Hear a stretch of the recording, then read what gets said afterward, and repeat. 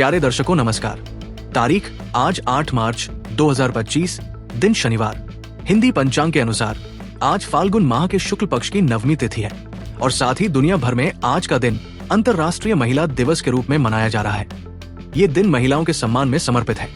इस मौके पर सभी माता बहनों को ढेर सारी बधाई और शुभकामनाएं। तो आइए जानते हैं आज की पहली बड़ी खबर। ऋषिकेश में इंटरनेशनल योग फेस्टिवल का समापन।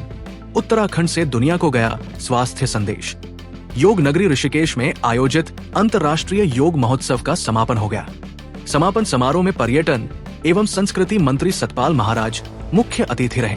उन्होंने कहा कि ऋषिकेश चारधाम यात्रा का प्रवेश द्वार होने के साथ साथ विश्व योग और अध्यात्म की राजधानी भी है। यहाँ ऋषि मुनियों ने योग और प्राणायाम के अमूल्य सूत्र खोजे जो मानव सभ्यता के लिए वरदान बने। इस वर्ष 1 से 7 मार्च तक चले महोत्सव में 410 प्रतिभागियों ने योगाभ्यास किया, जिनमें 38 विदेशी साधक भी शामिल थे। सतपाल महाराज ने सभी प्रतिभागियों और आयोजन से जुड़े अधिकारियों व कर्मचारियों का आभार व्यक्त किया। बड़कोट पालिका अध्यक्ष विनोद डोभाल को राहत।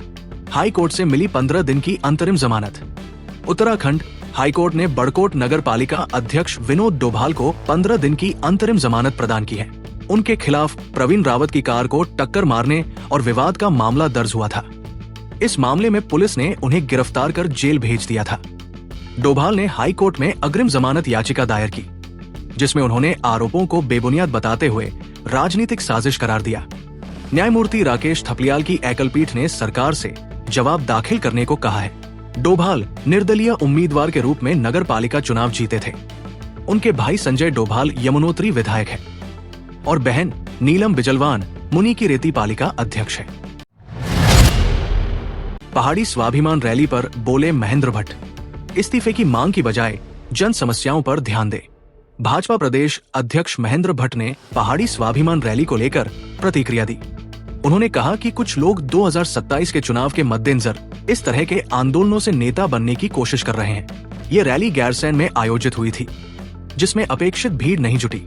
भट्ट ने कहा कि अगर आंदोलन सरकार की नीतियों या विकास कार्यों के लिए होता तो बेहतर होता। उन्होंने कहा कि भाजपा उत्तराखंड को बांटने की राजनीति को स्वीकार नहीं करेगी।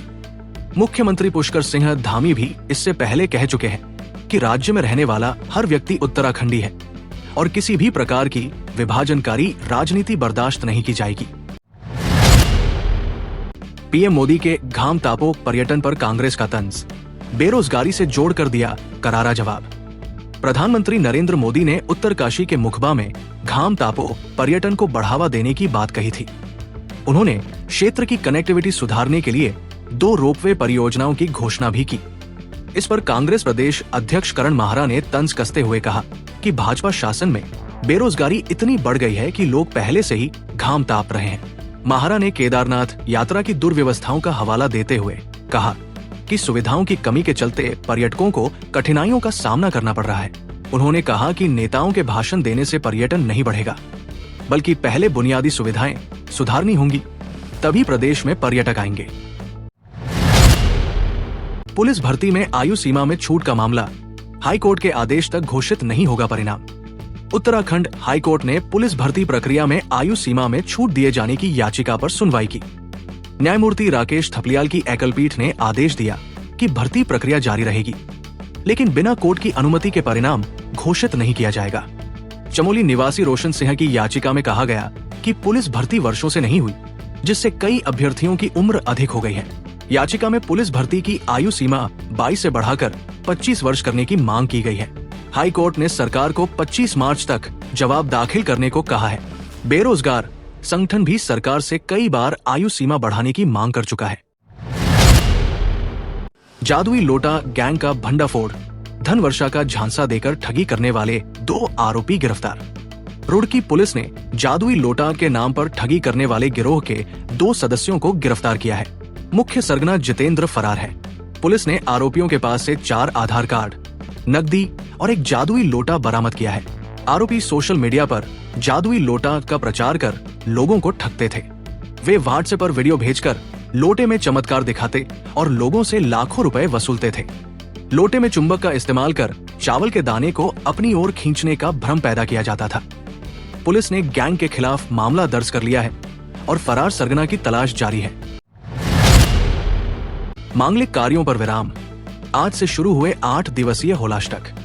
फाल्गुन शुक्ल पक्ष अष्टमी से प्रारंभ हुए होलाष्टक के कारण मांगलिक कार्यों पर रोक लग गई है। इस अवधि में विवाह व अन्य शुभ कार्य नहीं किए जाते। इसी के साथ फागुनी होली की धूम भी शुरू हो गई है।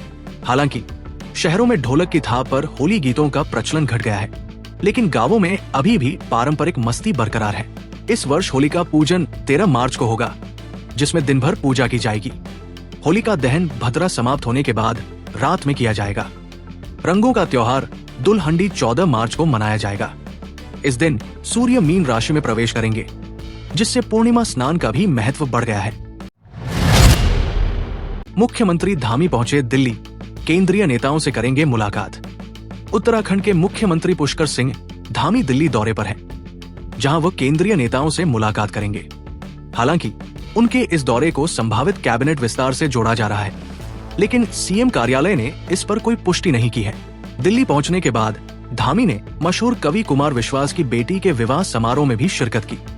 आगामी 2 दिनों तक वो विभिन्न केंद्रीय मंत्रियों से भी मुलाकात करेंगे। हर्षिल में प्रधानमंत्री मोदी के कार्यक्रम के बाद धामी देहरादून लौटे और फिर दिल्ली रवाना हुए। इस दौरे को राजनीतिक दृष्टि से काफी महत्वपूर्ण माना जा रहा है, क्योंकि उत्तराखंड सरकार में संभावित बदलाव की अटकलें तेज हो गई है। महिला ड्राइवरों को मिला मौका, 1 सप्ताह तक कराएंगी मुफ्त सफर। अंतर्राष्ट्रीय महिला दिवस पर सरकार ने पायलट प्रोजेक्ट सारथी के तहत 14 महिला ड्राइवरों को देहरादून की सड़कों पर उतारने की योजना बनाई है। ये महिला ड्राइवर 1 सप्ताह तक महिलाओं को मुफ्त सफर कराएंगी। परिवहन विभाग इन्हें ड्राइविंग का प्रशिक्षण दे रहा है, जिसके बाद इन्हें रोजगार मिलेगा। इस योजना की शुरुआत 2 ई टैक्सी, 2 ईटो और 10 ई स्कूटी से हो रही है। परिवहन मंत्री रेखा आर्या इस योजना की पहली सवारी होंगी। महिलाओं की सुरक्षा के लिए इन वाहनों में जीपीएस ट्रैकिंग जैसी सुविधाएं भी जोड़ी गई है। ये पायलट प्रोजेक्ट सफल रहा तो 6 महीने बाद इसे पूरे राज्य में लागू किया जाएगा। पीएम मोदी ने किया रासो तांदी नृत्य, महिलाओं की भावनाओं का रखा सम्मान। प्रधानमंत्री नरेंद्र मोदी ने उत्तराखंड के मुखबा गांव में स्थानीय महिलाओं के साथ रासो तांदी नृत्य कर सबका मन मोह लिया। सुरक्षा कारणों से महिलाओं को इस नृत्य की अनुमति नहीं दी गई थी, लेकिन जब उन्होंने पीएम से निवेदन किया तो उन्होंने खुद उनके साथ नृत्य किया। पीएम मोदी ने मां गंगा की पूजा के बाद व्यू पॉइंट का दौरा किया, जहां ग्रामीणों ने उनसे मुखबा की पारंपरिक व्यंजन विधि के बारे में भी चर्चा की। इस यात्रा के दौरान उन्होंने उत्तराखंड के शीतकालीन पर्यटन को बढ़ावा देने का संदेश दिया। मोदी के इस कदम से उत्तराखंड में पर्यटन को नई गति मिलने की उम्मीद है। सरस मेले में पहुंचे कुमाऊं कमिश्नर, स्टॉलों का निरीक्षण करके खरीदारी। हल्द्वानी के एमबी इंटर कॉलेज मैदान में चल रहे सरस आजीविका मेले में कुमाऊं कमिश्नर दीपक रावत पहुंचे और स्टॉलों का निरीक्षण किया। उन्होंने स्वयं सहायता समूह की महिलाओं से उनके उत्पादों और मिलने वाली सुविधाओं की जानकारी ली। इस दौरान उन्होंने कुछ उत्पादों की खरीदारी भी की और आम जनता से स्थानीय उत्पादों को बढ़ावा देने की अपील की।